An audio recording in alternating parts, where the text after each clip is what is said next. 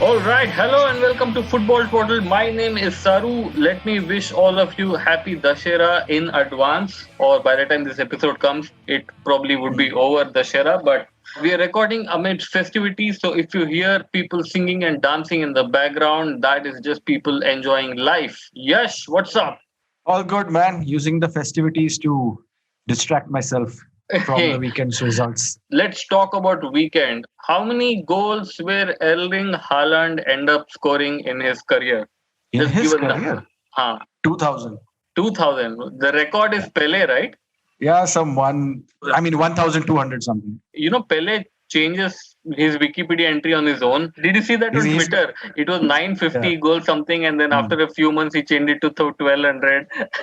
Yeah. There was that old rivalry between him and some old Brazilian player called Frieden Wright. Huh. Most of that Frieden Wright's goals were in the Brazilian league, but the old timers used to swear that he was better than Pele.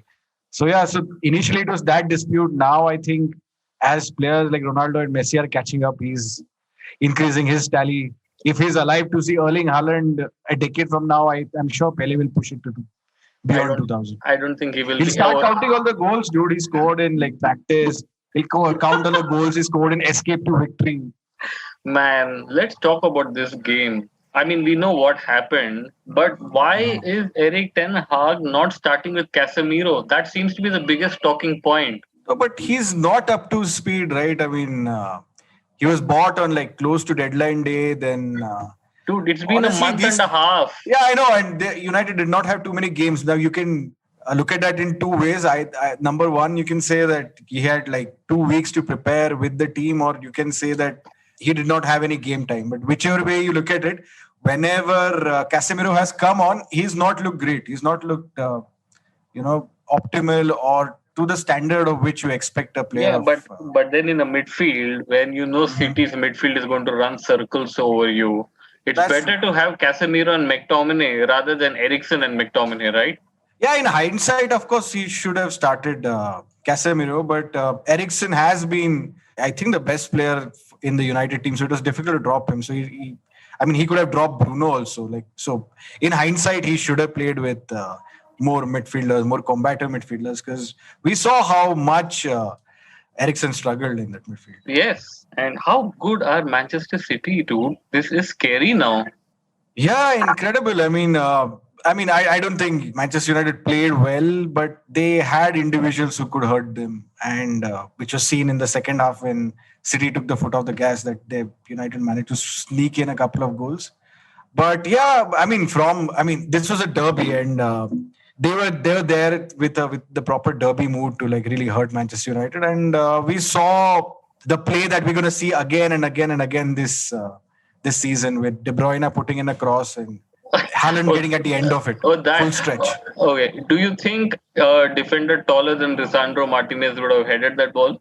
No, it went from the side, right? So maybe it would have hit someone's shoulder. Oh God. Erling, and your man, Phil Foden, he's got a hat-trick. Yeah, then sadly it came against Manchester United. But I guess just like the Indian cricket team, Manchester United did their opponents a favor by bringing into form a player in the form of Jack Grealish.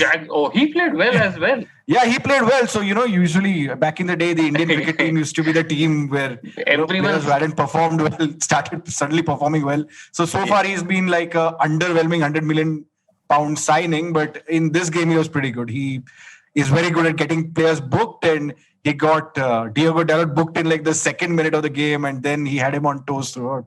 Oh God, when are you guys? When is Manchester United selling Dalot to Roma? Next season, probably. He's another Mourinho favorite, right? Wait, but he wanted to go to Roma last season. Did he? He was at AC Milan a couple of seasons ago. No. Then Ralf Rangnick said no. Then he tried to go in the beginning of the season. Eric Ten Hag said no. Right. So anyway. Yeah, Eric has been starting him every game. So at least from that point of view, there can't be no complaints. All right, let's talk about the other derby. Arsenal. Yes, I have a very good feeling about them this season. Yeah, very good feeling that they'll finish in the top four finally. I think they may finish second. Yeah. Given the way how Liverpool played, which will come come to later. I think second is. I mean, they should at least aim to be second because they have not.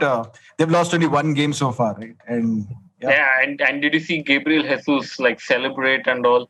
Like he scored like yeah. a world-beating This is type. his first North London derby, right? So you have to celebrate. You have to. I mean, he's already become a folk hero after Yeah, this performance. and people are like telling Conte what he said about Arteta, saying that he shouldn't complain about injuries. It's part and parcel of the game.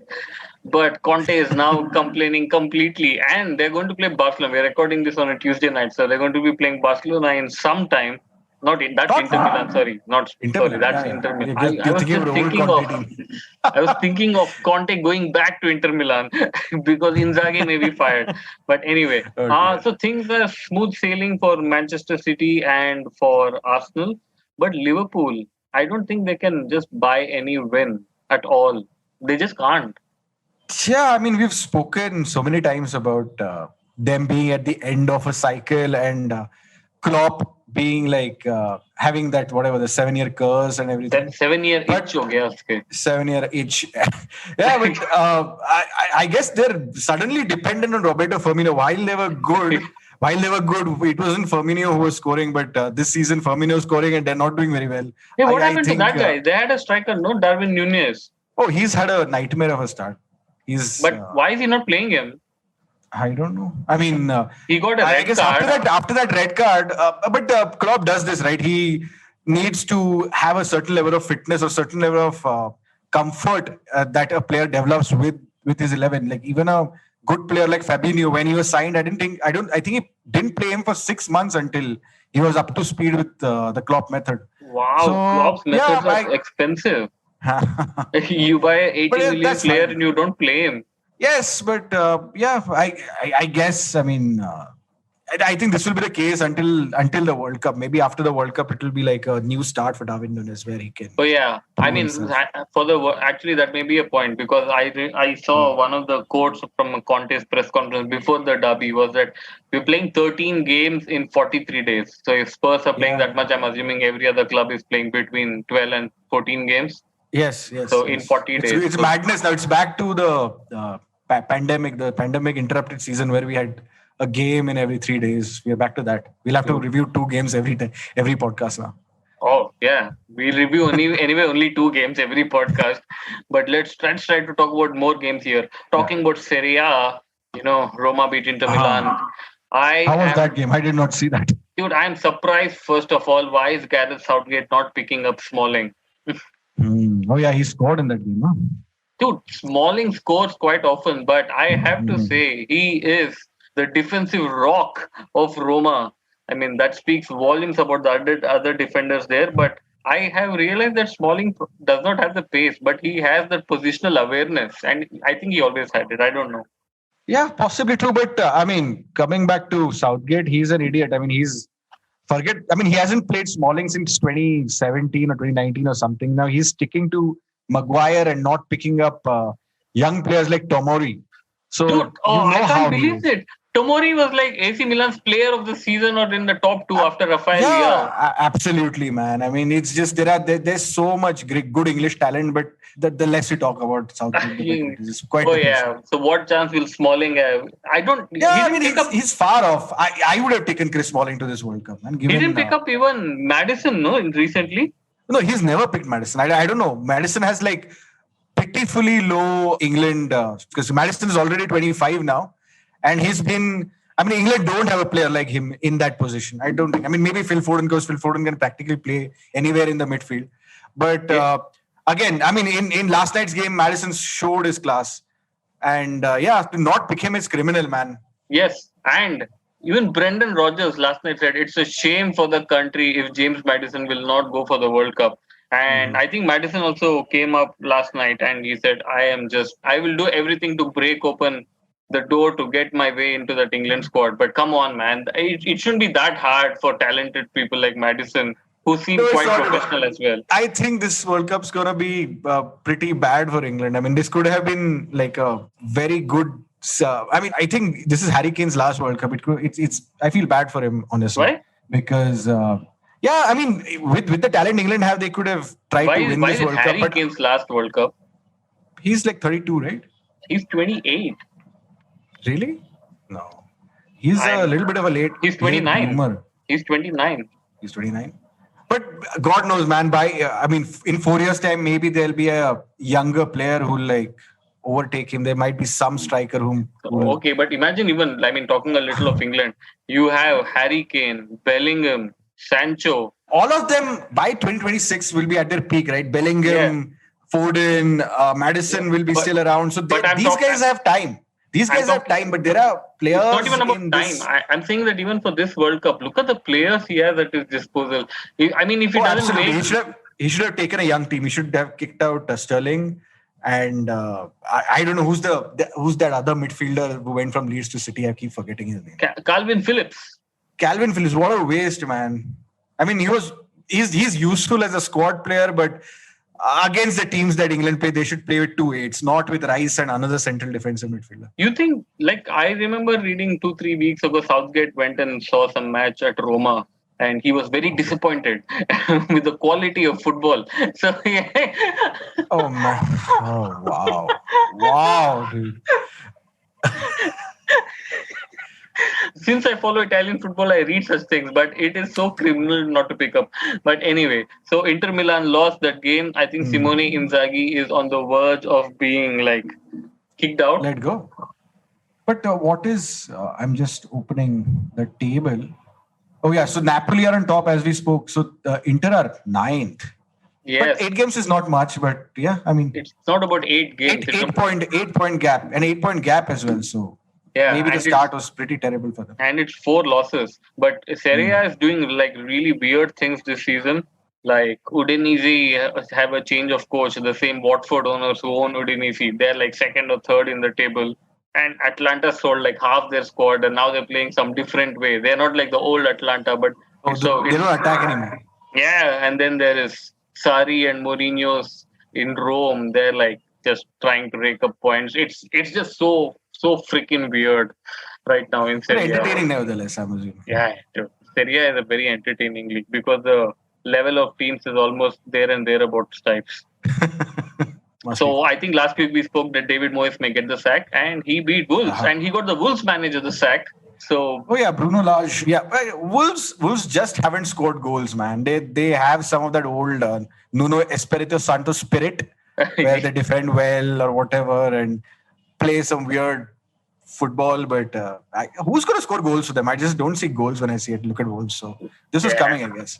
Diego Costa, Dude, he's so past it. Dude. Like, oh. you asked who's going to score. He might injure a few people, but Yeah, and it's been quite some time since we've spoken about your favorite manager, Super Frank. Unbeaten in 5 games, 2 victories, last 2 games, Really? 3 draws. Wow. The man is on a roll.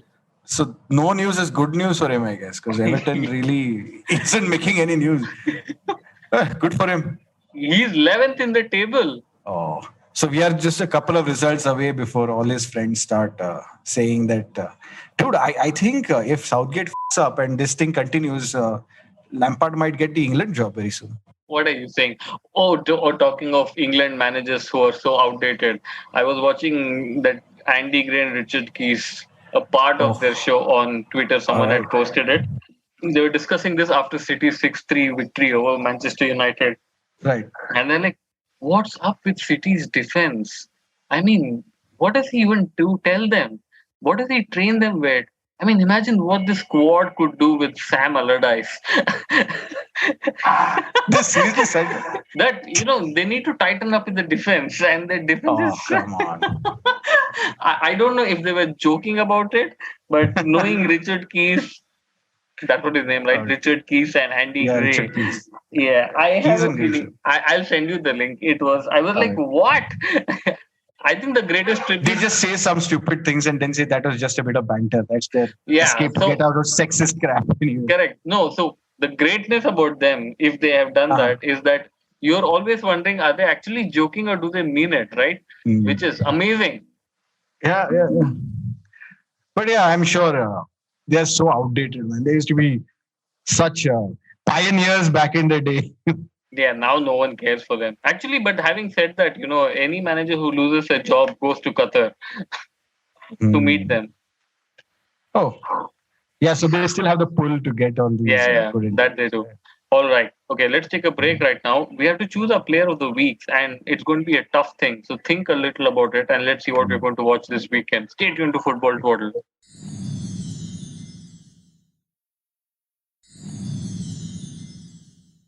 Hello, welcome back to Football Twaddle. Yash, who What's up? has been your player of the week?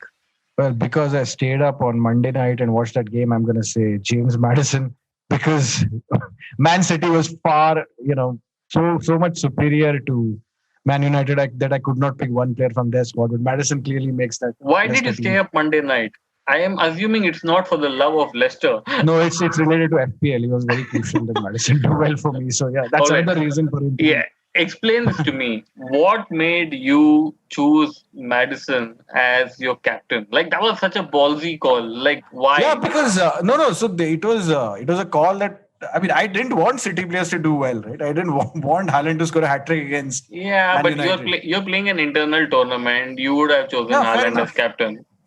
Yeah, but see, come on, yeah. You've heard of this term that the term differential captain, I right? This know, phrase but differential captain. So that's what I went with. that's it. You didn't do any Yeah, research analysis.